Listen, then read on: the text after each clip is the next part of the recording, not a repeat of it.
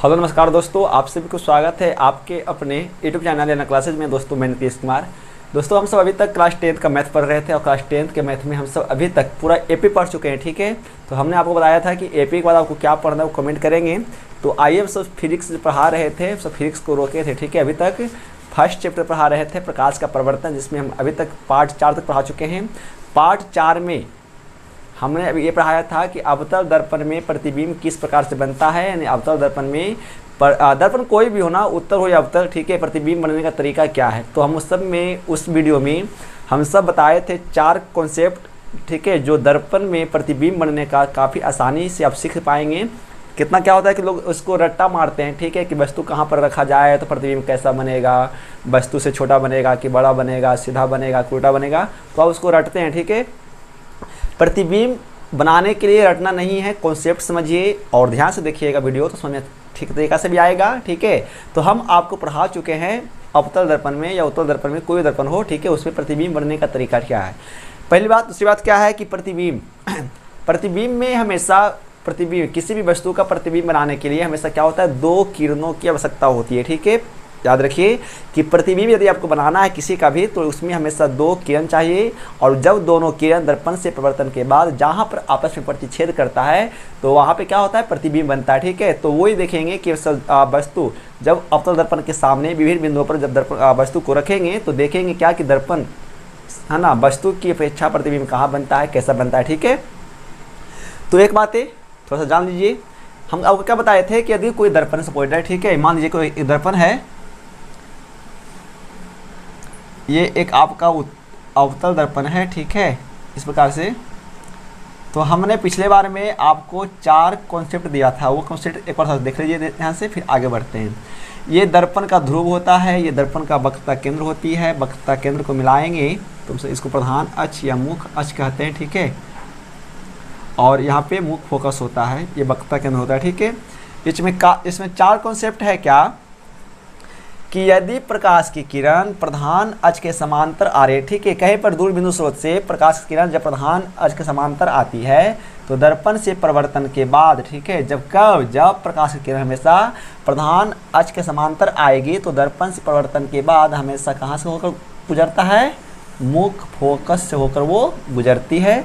Concept पहला कहता है, ठीक है, कि जब कहीं भी वस्तु कहीं भी रखा हो, यदि प्रकाश की किरण हमेशा प्रधान अक्ष के समांतर आएगी, ठीक है, तो दर्पण से परिवर्तन के बाद हमेशा प्रकाश कहाँ से गुजरता है, तो हमेशा मुख्य फोकस से गुजरता है। कॉन्सेप्ट पहला ये कहता है। ठीक है, दूसरा क्या है कि यदि प्रकाश की किरण सपोज मान लीजिए, यदि प्रकाश की किरण कहाँ से, मुख्य फोकस से होकर जा रही है, ठीक है, मुख्य फोकस से होकर जा रही है और दर्पण से परिवर्तन के बाद हमेशा वो प्रधान अक्ष के समांतर हो जाएगा। याद रखेंगे, जस्ट नियम 1 का नियम 2 उल्टा है। एक में क्या था कि जब प्रकाश की किरण हमेशा प्रधान अक्ष के समांतर आती है तो दर्पण से परिवर्तन के बाद हमेशा प्रकाश का से गुजरता है वो मुख्य फोकस से। लेकिन जब कोई प्रकाश की किरण यदि मुख्य फोकस से होकर जा रही है तो दर्पण से परिवर्तन के बाद हमेशा वो प्रधान अक्ष के समांतर गुजरता है। ठीक है, नियम 3 देख लीजिए। यदि कोई प्रकाश की किरण, ठीक है, यदि कोई प्रकाश की किरण वक्रता केंद्र से होकर जा रही है इस प्रकार से, ठीक है, तो दर्पण से परिवर्तन के बाद पुनः उसी किरण पे या पुनः उसी पथ पे क्या होती है, लौट आती है। ठीक है, याद रखेंगे। कब ऐसा होगा कि जब कोई प्रकाश की किरण वक्रता केंद्र से होकर गया और दर्पण से परिवर्तन के बाद पुनः उसी किरण पे जिस रास्ते से वो किरण जा रही है ना, तो पुनः वो वक्रता केंद्र से ही होकर वो गुजर जाती है। नियम 3 ये कहता है।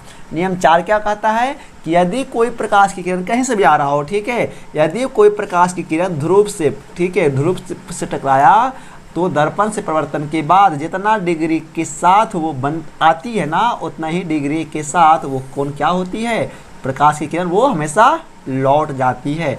तो ये 4 नियम याद रखेंगे तो आप हमेशा प्रतिबिंब को आसानी तरीके से बना सकते हैं, चाहे दर्पण उत्तल हो या अवतल हो। ठीक है, तो ये नियम याद रखिएगा। हम सब यहाँ पर क्या पढ़ने वाले हैं, अवतल दर्पण के सामने विभिन्न बिंदु पर रखी वस्तु का प्रतिबिंब। देखेंगे कि दर्पण के सामने यदि हम वस्तु रखेंगे तो प्रतिबिंब कहाँ बन सकता है और प्रतिबिंब की प्रकृति क्या होता है। हमने आपको एक बात क्या बोला कि हमेशा प्रतिबिंब बनाने के लिए कितना किरण चाहिए, हम आपको 2 किरण चाहिए। ठीक है, 2 किरण के सहारे ही हम सब क्या करते हैं, वस्तु का प्रतिबिंब को बनाते हैं। तो आइए समझते हैं देखते हैं वस्तु कहाँ रखते हैं तो प्रतिबिंब कैसा बनता है, ठीक है। और हाँ, यहाँ से एक 3 नंबर का सवाल बोर्ड में आएगा, क्योंकि 3 नंबर का सवाल आता है क्या कि मान लीजिए कि यदि वस्तु मुख्य फोकस पर रखी हो, अवतल दर्पण में वस्तु मुख्य फोकस पर रखी गई है, तो उस वस्तु का प्रतिबिंब का आरेख खींचें और उसकी प्रकृति को बताएं। यानी आपको क्या करना होगा, एक तो आरेख खींचना होगा उसका कि यदि वस्तु सपोज डेट बोल दे कि मुख्य फोकस पर रखने के लिए बोलता है, ठीक है। तो यदि मुख्य फोकस पे वस्तु रखी गई है तो उसका प्रतिबिंब कहाँ बनेगा, कैसा बनेगा, उसका आरेख खींचना पड़ेगा। और फिर बने प्रतिबिंब का क्या करना है, प्रकृति बताना है। प्रकृति मतलब उसका नेचर ना, कि वो कैसा बन रहा है, उल्टा बन रहा है, वो सीधा बन रहा है, कि वो वस्तु की अपेक्षा छोटा है कि बड़ा है, दर्पण से आगे है कि पीछे है, वास्तविक है कि काल्पनिक है, ठीक है। तो ये प्रकृति होता है। तो आइए सीखते हैं बात को, ठीक है। तो यहाँ पे 6 से 7 कंडीशन होने वाला है, ठीक है। हम सब बार से देखते हैं और पार्ट इसको आगे करके देखेंगे। जब ये पढ़ लेंगे तो सब पढ़ेंगे क्या, दर्पण का उपयोग, है ना। फिर चैप्टर समझेंगे, खत्म ही होने वाला है आपका। एक में हम सब क्या पढ़ते हैं पता है, हम सब एक में पढ़ते हैं क्या कि वस्तु जब कहाँ हो, जब वस्तु कहाँ पर अनंत हो, कहाँ पर अनंत, दर्पण से काफी दूर में हो, अनंत पर, जब वस्तु अनंत पर हो या अनंत में हो, अनंत पर रखी हो, ठीक है। चलिए तो देखते हैं कि अवतल दर्पण में जब वस्तु अनंत पर रखी गई है तो उसका प्रतिबिंब कैसा बनता है, ठीक है जी। ध्यान से देखिएगा।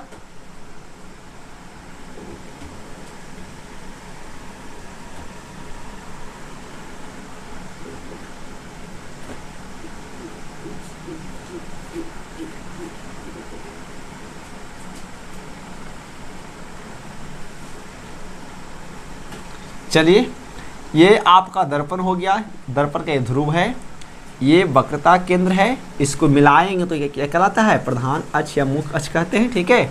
और यहाँ पे एक मुख्य फोकस होता है। चलिए, तो यह आपका वक्रता केंद्र है, नाम दे देते हैं इसको, दर्पण को ए डैश, ठीक है जी। वस्तु कहाँ रखा हुआ है, अनंत पे, तो अनंत कहीं भी हो सकता है ना, दर्पण तो ये है, वस्तु कहीं अनंत पर है, ठीक है। सपोज डेट वस्तु मान लीजिए यहाँ पर है, ठीक है, वस्तु यहाँ पे रखी हुई है, ठीक है। और इस अनंत से कोई प्रकाश की किरण आ रही है, ठीक है। अनंत से क्या आ रही है, प्रकाश की किरण आ रही है। तो हमको लेना है कौन किरण, हमेशा वही किरण लेंगे ना जो दर्पण के सामने होगा, क्योंकि परिवर्तन होगा ना, तो परिवर्तन कौन किरण होगा, जो दर्पण के सामने आएगा, ठीक है।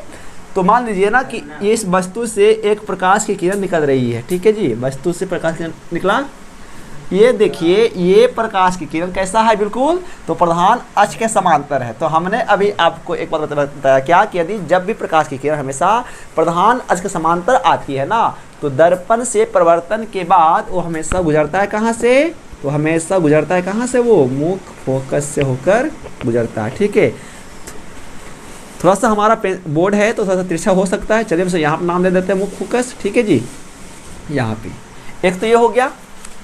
अब क्या देखते हैं हम सब, अब हम सब देखते हैं कि यदि मान लीजिए कि प्रकाश के किरण, ठीक है ना, प्रकाश की किरण एक अनंत ये आ रहा है, तो मान लीजिए कि एक अनंत यहाँ पर है, ठीक है। अब हम क्या करते हैं, इस ध्रुव प्रधान अक्ष के नीचे वस्तु को रखते हैं, और ये वस्तु कहाँ पर है, अनंत पर ही है। यदि ये भी वस्तु से, ये कोई वस्तु है और यहाँ पर कोई प्रकाश की किरण रखा हुआ है, ठीक है, तो दर्पण से परिवर्तन के बाद, दर्पण से परिवर्तन के बाद, क्योंकि ये भी अनंत पे रखी वस्तु ना, हमेशा कहाँ से आ रही है, तो बिल्कुल प्रधान अक्ष के समांतर आ रहा है। और हमने अभी आपको क्या बताया कि जब कोई भी प्रकाश की किरण प्रधान अक्ष की समांतर आएगी तो दर्पण से परिवर्तन के बाद वो हमेशा कहाँ से गुजरता है, मुख्य फोकस से। तो ये भी प्रकाश की किरण जो आ रही है ना, ये भी कहाँ से गुजरेगा हमेशा, तो ये भी हमेशा मुख्य फोकस से ही गुजरता है, ठीक है।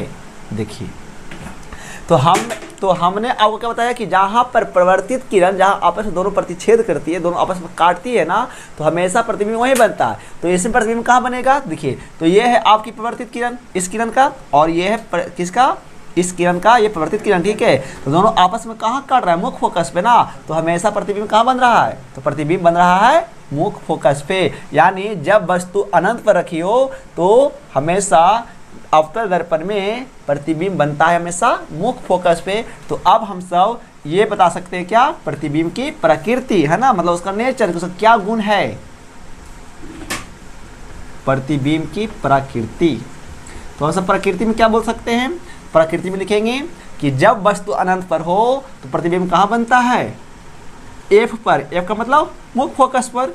दूसरा, वस्तु की अपेक्षा छोटा कि बड़ा बन सकता है। देखिए वस्तु इतना बड़ा है लेकिन यहाँ पर जो मुख्य फोकस में प्रतिबिंब बन रहा है ना, ये काफ़ी छोटा बनता है। आपको ऐसा महसूस होता है ना, केवल महसूस होकर प्रतिबिंब बनता है। प्रतिबिंब इतना छोटा बन रहा है कि आप इसको कल्पना नहीं कर सकते कि ये कितना बड़ा बन रहा है। ठीक है, तो क्या बोलते हैं कि यदि जब वस्तु अनंत पर रखी हो तो हमेशा जो प्रतिबिंब बनता है वस्तु की अपेक्षा अत्यंत छोटा बनता है। छोटा नहीं बल्कि अत्यंत छोटा, मतलब काफ़ी छोटा बनता है। ठीक है, दूसरा गुण हो गया प्रतिबिंब का। तीसरा देखते हैं, वस्तु की अपेक्षा सीधा कि उल्टा। तो वस्तु सीधा है ना, लेकिन यहाँ पर मुख्य फोकस पे हमें अनुभव नहीं होता है, क्योंकि मुख्य फोकस का करार बिंदु होता है तो हमेशा वही बन रहा है ना। तो हमेशा ऐसा मानते हैं कहाँ पे कि जब प्रतिबिंब मुख्य फोकस पर बनती है तो हमेशा वो वस्तु की अपेक्षा बिल्कुल उल्टा ही बनता है। ठीक है, तो याद रखिएगा उल्टा बनता है। फिर क्या, ये हो गया प्रतिबिंब वास्तविक की आभासी। तो आप बताए, अब तो बताए थे क्या कि यदि दर्पण से आगे बनता है प्रतिबिंब तो वो क्या बनता है, हमेशा वास्तविक बनता है। और जब दर्पण से प्रतिबिंब पीछे बनता है तो वो क्या बनता है, हमेशा वो काल्पनिक बनता है। प्रतिबिंब कहाँ बन रही है, दर्पण से आगे ना। तो जब दर्पण से आगे बन रहा है इसका मतलब कि उस वस्तु का प्रतिबिंब कैसा होगा, हमेशा बिल्कुल वास्तविक होगा। तो इसका प्रतिबिंब है ना कैसा बनेगा जी, हमेशा वास्तविक। तो इस प्रकार से आप प्रतिबिंब बना सकते हैं कहाँ पे, अवतल दर्पण में।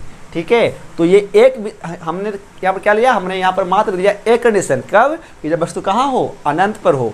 हम अभी क्या देखेंगे कि वस्तु कहाँ रखेंगे, तो सब वस्तु रखेंगे कहाँ, अनंत और वक्रता केंद्र के बीच। ठीक है, अब की बार क्या करना है कि वस्तु को रखना है अनंत और वक्रता केंद्र के बीच में रखेंगे। तो देखेंगे कि जब वस्तु अनंत और वक्रता केंद्र के बीच में हो तो प्रतिबिंब कहाँ बनेगा, कैसा बनता है। ठीक है, तो आप इस प्रकार से मतलब आप उसके प्रतिबिंब को ड्रा कर सकते हैं। तो यहाँ से हमेशा बोर्ड में एक तो प्रतिबिंब बनाने के लिए आएगा और फिर पूछता भी सवाल में कि यदि वस्तु अनंत पर रखी, अवतल दर्पण में जब वस्तु अनंत पर रखी हो तो प्रतिबिंब बनता है मतलब कहाँ बनता है। ठीक है, जैसे पूछ देगा ऑप्शन रहेगा वक्रता केंद्र पर, मुख्य फोकस पर, वक्रता केंद्र और ध्रुव मुख्य फोकस के बीच में, या मुख्य फोकस और ध्रुव के बीच में, या इनमें से कोई नहीं। तो कहाँ बनता है, यदि जब वस्तु अनंत पर होगा तो हमेशा प्रतिबिंब कहाँ बनता है, मुख्य फोकस पर बनती है। ठीक है, तो ये कंडीशन एक है, बाकी का 6 कंडीशन आपको बताएंगे नेक्स्ट घंटे में। तो तब तक दोस्तों नमस्कार, मिलते हैं अगले वीडियो में। थैंक्स फॉर वॉचिंग, जुड़े रहिए और वीडियो को शेयर कीजिए अच्छा लगे तो। ठीक है, और हमसे वीडियो आगे को कंटिन्यू करते हैं दोस्तों, नमस्कार।